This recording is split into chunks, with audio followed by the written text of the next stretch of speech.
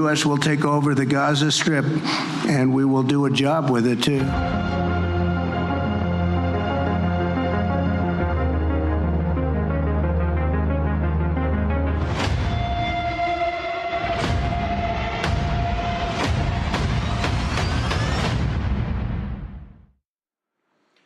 Terima kasih masih bersama kami pemirsa, kita lanjutkan kembali diskusi kita. Saya kembali ke Kairo, Mesir, Mas Hussein. Saya dengar banyak teman-teman, kerabat atau mungkin kawan-kawan Anda yang saat ini masih berada di Gaza ya. Sebenarnya bagaimana kondisi nyata di sana dan apa yang paling dibutuhkan oleh warga Gaza, khususnya gelombang yang masih kembali dan mencari reruntuhan tempat tinggalnya dan sebagainya, Mas Hussein? Ya baik. Sudah 20 hari sejak diumumkannya kesepakatan gencatan senjata, namun kondisi krisis kemanusiaan di Gaza ini belum mereda. Terakhir saya dapat kiriman dari sahabat-sahabat saya di Gaza ini, ribuan warga Gaza yang kembali dari selatan ke utara, itu mereka tidur di malam hari di musim dingin. Ini sekarang di Gaza lagi musim dingin ekstrim ini. Mereka tidur di luar rumah, tidak ada tenda, tidak ada bangunan karena memang sudah dihancurkan, terutama di wilayah utara di 3 kota besar, Bet Lahia, Jabalia, Bet Hanun. Ini tiga kota ini benar-benar rata dan mereka tidak punya tempat berlindung. Jadi yang sangat dibutuhkan hari ini, pertama tekanan politik penting sekali. Kenapa? Karena banyak bantuan-bantuan yang belum bisa masuk karena kebijakan Israel masih ada di situ. Gaza ini membutuhkan sedikitnya 2.000 kontainer bantuan logistik per hari untuk bisa memenuhi kebutuhan minimum warga Gaza. Namun hari ini yang diperbolehkan masuk itu hanya 600, 700, itu pun diantaranya komersil ya, bukan bantuan kemanusiaan. Nah, dan laporan dari sahabat saya juga yang ada di Rafah ini ribuan kontainer itu sedang ngantri di perbatasan Rafah, tidak bisa masuk. Nah, barang-barang logistik seperti tenda, kemudian juga pakaian musim hangat itu sangat dibutuhkan sekali di Gaza hari ini, karena itulah yang masih langka sampai hari ini. Ya, Mas Hussein kan kemarin sempat pulang kampung kan, kemudian sekarang sudah balik ke Mesir. Emang ada niat mau masuk Gaza lagi atau gimana nih? Bagi saya masuk Gaza ini bukan pilihan, karena istri saya memang orang Gaza, anak-anak saya ya lahir di sana, kemudian juga keluarganya di sana. Jadi memang rencananya saya sedang menunggu juga perlintasan Rafah ini dibuka agar bisa kembali ke Gaza dan ya ikut mengawal, melayani warga Gaza yang membutuhkan pengawalan dari kita hari ini. Oke, kalau sekarang memang belum bisa masuk Gaza secara bebas begitu bagi orang masyarakat umum atau seperti apa kondisinya? Yang sudah saya sampaikan tadi di awal, ada 120.000 warga Gaza yang sekarang sedang mengungsi di Mesir.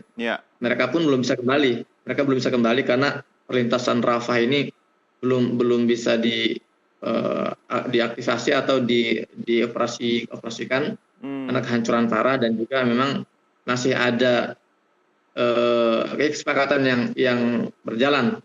Di antara kesepakatan itu memang belum boleh masuk warga Gaza yang mengungsi, belum boleh masuk. Kalau saya tidak salah itu baru diperbolehkan di bulan ketiga ya, setelah kesepakatan gencatan senjata ini berjalan.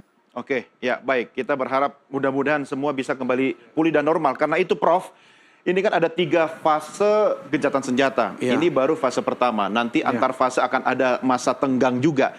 Apakah Anda yakin kita bisa mencapai ke fase terakhir di mana akan pembangunan kembali Gaza itu terwujud? Atau bisa di tengah jalan kemudian Trump ya dengan deal-dealannya dengan Netanyahu akan membuntukan semua upaya perdamaian yang ada di sana? Ya memang agak pelik masalahnya. Tapi kalau pemimpin-pemimpin besar ini bertemu dan menggunakan semua kekuatan yang mereka miliki, mungkin masih ada peluang. Masih ada harapan? Masih ada harapan. Harapan yang pertama adalah Trump menertibkan dulu Netanyahu untuk tidak melakukan apa-apa ya, supaya jangan mengacaukan ini dengan dia punya agresi yang baru. Kemudian yang kedua adalah Trump menekan juga negara-negara Arab, ya, Arab Saudi, Uni Emirat Arab, Qatar untuk ikut supaya pembebasan sandera ini dapat diwujudkan. Nah, kalau 2 faktor itu terpenuhi, maka kita masih berharap bahwa ini bisa gencatan senjata menuju rencana Trump itu tadi. Karena saya tidak yakin bahwa Trump akan mundur dengan apa yang dia sudah umumkan, karena sudah diumumkan ke publik kan, dan sudah sampai pada point of no return. Iya. Ya, akan terbuka lagi peluang itu kalau ada negara Arab baru yang buka hubungan diplomatik dengan Israel, Iya. Arab Saudi Iya. misalnya, atau Qatar juga menyusul, ya kan? Kalau itu semua diwujudkan dalam pemerintahan Trump ini, maka rencana si Trump itu tadi akan terwujud. Oke. Apa tahapannya seperti apa kita belum tahu kan, hanya bisa menduga ya. Hanya sudah jelas bahwa economic approach mengatasi masalah politik dan keamanan. Kan paradigmanya di situ ya. Pendekatan ekonomi, menggunakan pendekatan ekonomi untuk menyelesaikan masalah politik, karena memang selama ini alternatifnya dari mana? Tidak ada kan, dari Israel juga tidak, dari sumber-sumber lain juga tidak ada. Dan jangan lupa, membangun kembali Gaza itu kan butuh billion of US dollar. Nah, dari mana itu? Kalau Mas? negara-negara Arab bisa berkontribusi lebih baik lagi. Dari Amerika saya nggak yakin Amerika mau keluarkan duit itu. Dari negara-negara Arab, negara mereka yang kaya, dan Arab mungkin Saudi khususnya misalnya ya. mungkin Trump akan menekan mereka, kalian harus biaya ini untuk masa depan kalian juga, ya kan? Dan mereka juga berkepentingan untuk punya jaminan masa depan rejim itu. Iya. Karena itu selama ini kan karena dilindungi oleh Amerika semua tuh monarki itu. Iya. Dan Apakah Trump tidak akan menggunakan kartu itu? Itu jadi pertanyaan besar kan? ya, yang penting dia punya kartunya dulu kan. Kapan dia mau keluarin? Kepada ally di Eropa aja dia bilang, lu harus naikkan itu anggaran untuk NATO, kalau tidak saya tarik. Iya. Iya kan? Jadi ini sekarang Trump ini menimbulkan banyak tanda tanya dan ketidakpastian. Karena dia ingin mengganti rule based global order menjadi power based order, global order, yang mengarah kepada dia sebenarnya. Tatanan global berbasis kekuatan. Iya. Yang kita inginkan adalah tatanan global berbasis hukum internasional. Tapi Trump kan dia labrak semua itu, ya kan? Ini yang menimbulkan ketidakpastian, dan ya kita monitor terus, dan kita berharap Indonesia juga ikut ambil bagian karena kepentingan kita adalah hukum internasional. Ya, Prof, kan? tadi kita sepakat ya bahwa sebenarnya antara Donald Trump dan Netanyahu itu sudah ada deal-dealan. Kita belum tahu apa sebenarnya sesungguhnya di balik layar apa. Betul. Tapi dalam posisi sekarang ini, Trump memerlukan Netanyahu sebagaimana Netanyahu membutuhkan Trump. Artinya Trump harus memastikan Netanyahu tetap menjadi Perdana Menteri Israel, begitu kan? Betul. Dan Netanyahu aman dari ancaman-ancaman kan ISIS. dalam negeri aja kan dia juga ada isu korupsi dan sebagainya. Selama konferensi pers itu, Mas Doni, kalau Anda perhatikan, Netanyahu senyum, jarang dia senyum selama itu. Senyum kemenangan, senyum bangga gitu ya. Karena dia sudah yakin apa yang dia inginkan di hatinya, dia nggak ngomong. Pasti sudah tercapai dengan memanfaatkan Trump ini. Meski saya di awal saya sulit menduga bahwa seorang Netanyahu bisa didesak untuk segera menyetujui gencatan senjata.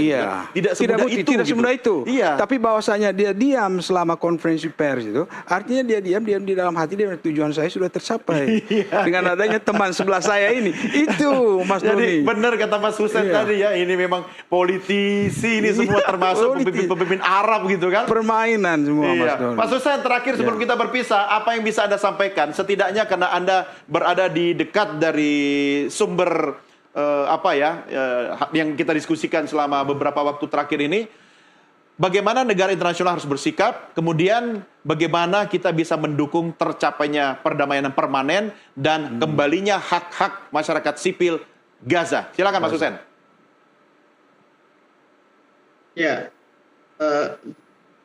Definisi gencatan senjata yang difahami oleh warga Gaza itu ya sebetulnya ketika penjajahan itu sudah tidak ada lagi tanah mereka. Namun kalau kita lihat sekarang ini gencatan senjata yang terjadi, ini bukan pertama kali. 2012 saya juga di Gaza, saya merasakan langsung bagaimana serangan Israel ke Gaza. 2014 juga sama.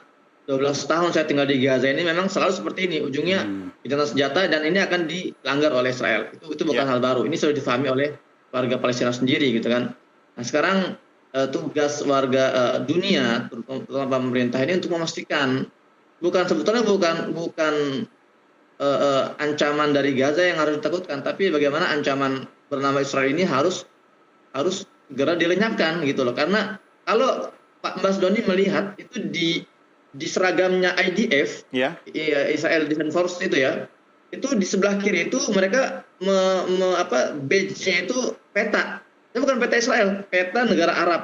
Bagi mereka bahwa Itu tujuan- namanya Israel Raya itu nanti seperti itu. Ya, Israel Raya gitu. Nah, itu semua sebetulnya diyakini oleh negara-negara Arab bahwa kami adalah the next target gitu loh. Ah. Baik Mesir, kemudian juga Yordan, semua paham itu.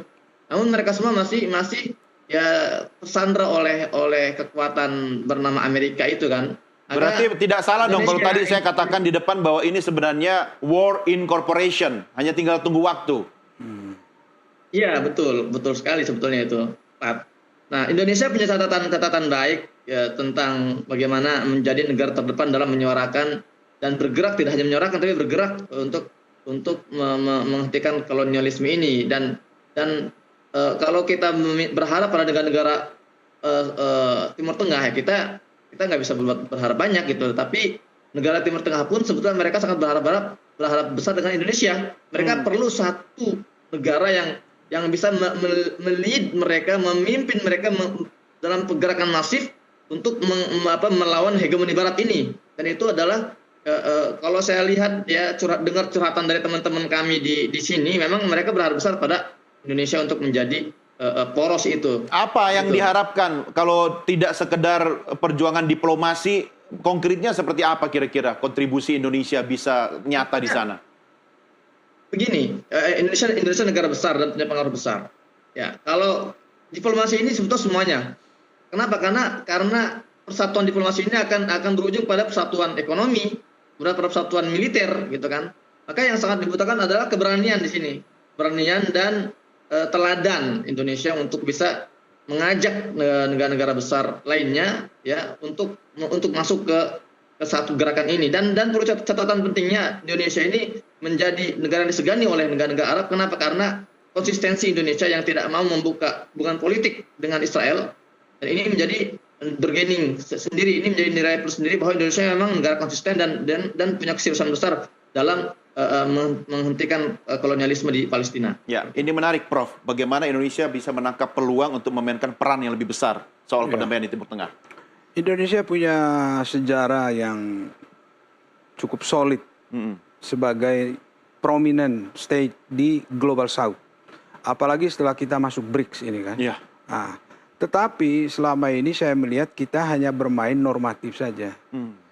Ya tentu saja kalau kita bandingkan peran Mesir, Qatar, Arab Saudi, Turki, kita masih kalah jauh di bawah. Nah, kalau mereka kan dekat dengan epicentrumnya, Prof. Iya, tapi kalau kita lihat sejarah bahwa kita adalah tuan rumah Asia Afrika, Betul. kita adalah pendiri non-blok, mestinya kan kita bisa bermain lebih kencang lagi. Tapi kadang-kadang suara kita itu tidak jelas Indonesia maunya apa. Itu harus kita rumuskan. Kalau memang Indonesia itu mengutamakan misalnya kekuatan hukum internasional, ya suarakan itu secara eksplisit, ini posisi Indonesia, ya. Jadi kita jangan bermain hanya normatif saja. Ya. Presiden Prabowo dan khususnya Wakil Menteri Luar Negeri kita kan sudah sering bersuara soal isu Betul. Palestina, Gaza dan Iya, sebagainya. saya melihat itu memberikan suatu harapan ya, karena lebih firm kan suaranya dan lebih eksplisit ya. Tapi sampai saat ini saya lihat kita masih bermain di tingkat normatif saja, tidak ada aksi nyata. Oke. Nah, karena itu kita berharap ke depannya Indonesia lebih bersuara lebih kencang lagi, Ya. terutama untuk membangun tatanan global berbasis hukum internasional, Ya, itu. bukan berbasis kekuatan militer atau kong kaling kong di antara negara besar. Iya, itu kata kuncinya ya. Iya, Ya, Mas. kita berharap perdamaian abadi segera terwujud, tapi paling tidak kita harus lewati dulu 3 fase gencatan senjata ini dengan baik ya, Prof ya. Betul. Dan saya sih tidak berharap seperti analisanya Mas Hussein tadi, ini perang akan pindah-pindah ke negara-negara Arab nanti ya, Mas Hussein Ya, ya. kita Mas tidak Hussein, aja. semoga yang terbaik buat Anda dan keluarga Ya, bisa betul. kembali ke Gaza ya. Kita doakan semua yang terbaik. Ya. Amin. Terima kasih Mas Mas Hussein Doni, sudah bergabung. Ada satu juga Ya. Ya, gimana Mas? satu hal yang harus diwaspadai juga bahwa Indonesia sekarang sudah lama menjadi target Israel untuk normalisasi. Oke. Karena sudah ada suara-suara Indonesia kalau mau signifikan seperti negara Arab, ayo dong buka hubungan dengan Israel dong agar bisa menjadi mediasi. Iya. Hati-hati, ini kata-kata sihir ini. Iya. Banyak negara-negara Arab jatuh setelah mereka normalisasi, ternyata mereka nggak bisa buat apa-apa untuk Palestina. Kejebak ya. Ini harus diwaspadai juga. Oke. Ya, saya setuju dengan statement Anda. Kita berharap statement jawaban balik Indonesia bukan begini, wani piro, karena bahaya kalau seperti itu. Baik, Mas Husain terima kasih, Prof terima kasih. Terima kasih, Mudah-mudahan Mas kita Rudi. bisa ketemu lagi di lain Ya. kesempatan Terima diskusi kasih. yang Betul, menarik makasih. berikutnya. Baik, pemirsa. Inilah akhir jumpa kita dalam NTV Prime.